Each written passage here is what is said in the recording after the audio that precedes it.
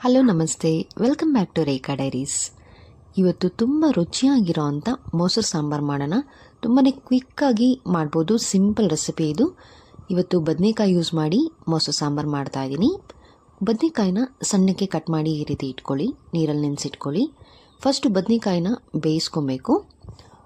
ಇದಕ್ಕೆ ಒಂದು ಗ್ಲಾಸ್ ನೀರು ಮತ್ತು ಸ್ವಲ್ಪ ಉಪ್ಪು ಹಾಕ್ಬಿಟ್ಟು ಬದನೆಕಾಯಿನ ಬೇಯಿಸ್ಕೊಳ್ಳೋಣ. ಮೊಸರು ಸಾಂಬಾರು ತುಂಬ ಟೇಸ್ಟಿ ಆಗಿರುತ್ತೆ. ನೀವು ಬದನೆಕಾಯಿ ಬದಲಿಗೆ ಸೋರೆಕಾಯಿ ಯೂಸ್ ಮಾಡ್ಬೋದು, ಮತ್ತು ಎಳೆದು ದಂಟಿನ ಸೊಪ್ಪಿದ್ರೆ ಅದು ಕೂಡ ಯೂಸ್ ಮಾಡಿ ಮೊಸರು ಸಾಂಬಾರು ಮಾಡ್ಬೋದು. ನೋಡಿ, ಈಗ ಬದನೆಕಾಯಿ ಬೆಂದಿದೆ. ಸೊ ಒಂದು ಸೈಡ್ಗೆ ಇಟ್ಬಿಟ್ಟು ಮಸಾಲೆ ರೆಡಿ ಮಾಡ್ಕೊಳ್ಳೋಣ.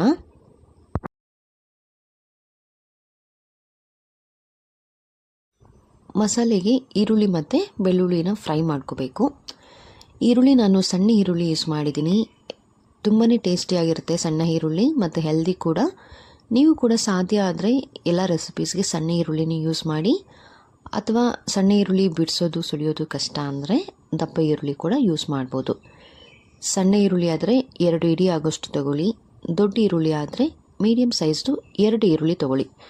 ಇದ್ರ ಜೊತೆಗೆ ಒಂದು 10ರಿಂದ 12 ಎಸಳು ಬೆಳ್ಳುಳ್ಳಿ. ಇದನ್ನು ಈರುಳ್ಳಿ ಮತ್ತು ಬೆಳ್ಳುಳ್ಳಿ ಫ್ರೈ ಮಾಡಿಬಿಟ್ಟು ಸ್ವಲ್ಪ ತಣ್ಣಗಾಗಕ್ಕಿಡಿ. ತಣ್ಣಗಾದಮೇಲೆ ಮಿಕ್ಸಿ ಜಾರಿಗೆ ಹಾಕ್ಕೊಳ್ತಾ ಇದ್ದೀನಿ. ಫ್ರೈ ಮಾಡಿರೋ ಅಂಥ ಈರುಳ್ಳಿ ಬೆಳ್ಳುಳ್ಳಿ ಜೊತೆಗೆ 1 ಸ್ಪೂನ್ ಖಾರದ ಪುಡಿ ರೆಡ್ ಚಿಲ್ಲಿ ಪೌಡರ್, ಅರ್ಧ ಸ್ಪೂನ್ ಹಳದಿ ಪೌಡರ್ ಅರಿಶಿನ ಪುಡಿ. ಇದಕ್ಕೆ ಒಂದು ಸ್ವಲ್ಪ ನೀರು ಸೇರಿಸಿ ನುಣ್ಣಗೆ ಪೇಸ್ಟ್ ಮಾಡ್ಕೋಬೇಕು. ಈಗ ನೋಡಿ, ಪೇಸ್ಟ್ ಆಗಿದೆ. ಸೊ ರೆಡಿ ಆಗಿದೆ ಮಸಾಲೆ ಸಾಂಬಾರಿಗೆ. ಈಗ ಒಗ್ಗರಣೆ ಮಾಡ್ಕೊಳ್ಳೋಣ. ಬಾಣಲಿನಲ್ಲಿ 3-4 ಸ್ಪೂನ್ ಆಯಿಲ್ ಹಾಕಿದ್ದೀನಿ. ಆಯಿಲ್ ಬಿಸಿ ಆದಮೇಲೆ ಸಾಸಿವೆ ಮತ್ತು ಕರಿಬೇವು ಸೊಪ್ಪು ಹಾಕ್ಕೊಂಡು ಮಸಾಲೆ ಹಾಕ್ಕೊಳ್ತಾ ಇದ್ದೀನಿ. ಈ ಮಸಾಲೆ ಜೊತೆಗೆ ನೀವು ನೀರು ಬದನೆಕಾಯಿ ಬೇಯಿಸಿದ್ದೀರಲ್ವ, ಅದೇ ನೀರನ್ನ ಯೂಸ್ ಮಾಡಿ, ಬೇರೆ ನೀರು ಬೇಡ. ಮಸಾಲೆಗೆ ಸ್ವಲ್ಪನೇ ನೀರು ಹಾಕ್ಬಿಟ್ಟು ಇದೇ ಬಾಣಲಿಗೆ ಹಾಕ್ಕೊಳ್ತಾ ಇದ್ದೀನಿ. ಈ ಮಸಾಲೆನ ಒಂದು 2-3 ನಿಮಿಷ ಕುದಿಸ್ಬೇಕು, ಮೀಡಿಯಮ್ ಫ್ಲೇಮ್ ಇಟ್ಕೊಂಡು. ಮಸಾಲೆ ಚೆನ್ನಾಗಿ ಕುದಿದಾದ್ಮೇಲೆ ನೀವು ಬದನೆಕಾಯಿನ ಸೇರಿಸ್ಕೋಬೇಕಾಗತ್ತೆ. ಈ ಮಸಾಲೆಗೆ ರುಚಿಗೆ ತಕ್ಕಷ್ಟು ಉಪ್ಪು ಆ್ಯಡ್ ಮಾಡ್ಕೊಳ್ತಾ ಇದ್ದೀನಿ. ಆಲ್ರೆಡಿ ಬದನೆಕಾಯಿ ಕೂಡ ಬೇಯಿಸುವಾಗ ಉಪ್ಪು ಹಾಕಿದ್ದೀರ, ಸ್ವಲ್ಪ ಕಡಿಮೆ ಹಾಕ್ಕೊಳ್ಳಿ. ಈಗ ಮಸಾಲೆ ಒಂದು 3 ನಿಮಿಷ ಕುದಿಸಿದ್ದೀನಿ. ಬದನೆಕಾಯಿ ಆ್ಯಡ್ ಮಾಡ್ಕೊಳ್ತಾ ಇದ್ದೀನಿ.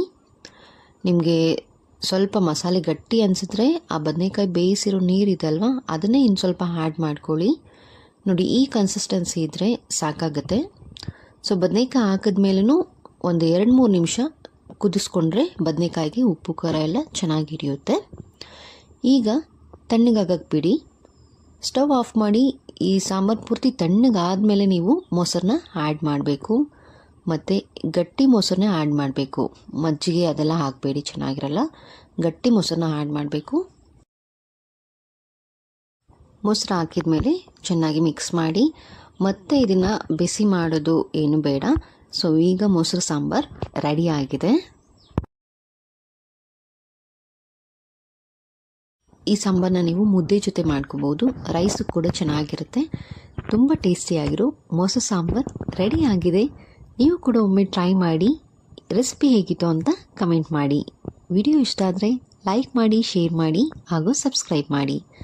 Thank you for watching Rekha diaries.